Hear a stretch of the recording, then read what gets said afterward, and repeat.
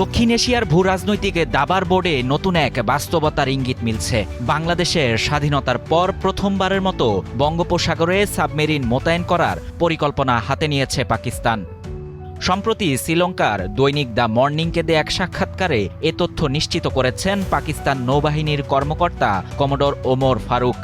গেল বৃহস্পতিবার ওই সাক্ষাৎকারের ভিত্তিতে এক প্রতিবেদন প্রকাশ করেছে ইন্ডিয়া টুডে। ভারতীয় গণমাধ্যমটির ওই প্রতিবেদন অনুযায়ী পাকিস্তানের নৌবাহিনীর জন্য সম্প্রতি পিএনএস হ্যাঙ্গর নামের একটি সাবমেরিন তৈরি করেছে চীন। পাকিস্তানের নৌবাহিনী ইতোমধ্যে সেই সাবমেরিনটিকে আনুষ্ঠানিক অন্তর্ভুক্তিও করেছে। সাবমেরিনটিকে নিয়ে আসতে পাকিস্তান নৌবাহিনীর একটি বহর নিয়ে চীনে গিয়েছিলেন কমোডর ওমর ফারুক।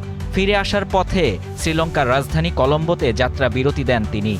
সেখানেই শ্রীলঙ্কার দৈনিক দ্য মর্নিংকে দেয়া এক সাক্ষাৎকারে ওমর ফারুক বলেন, হ্যাঙ্গর শ্রেণীর সাবমেরিন অন্তর্ভুক্তি পাকিস্তানকে বঙ্গোপসাগরে নিজেদের উপস্থিতি জানান দেওয়ার সক্ষমতা দেবে।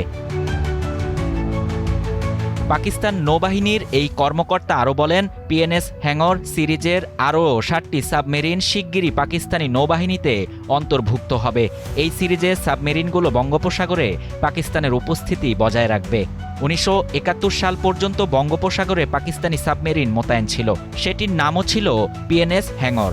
১৯৭১ সালের মুক্তিযুদ্ধে বঙ্গোপসাগরে ভারতীয় নৌবাহিনীর সাবমেরিন আইএনএস খুরকিকে ডুবিয়ে দিয়েছিল পিএনএস হ্যাঙ্গর। তবে সেই যুদ্ধে বাংলাদেশ ভারত যৌথ বাহিনীর কাছে পরাজয়ের পর বঙ্গোপসাগর ছেড়ে চলে যায় পাকিস্তান।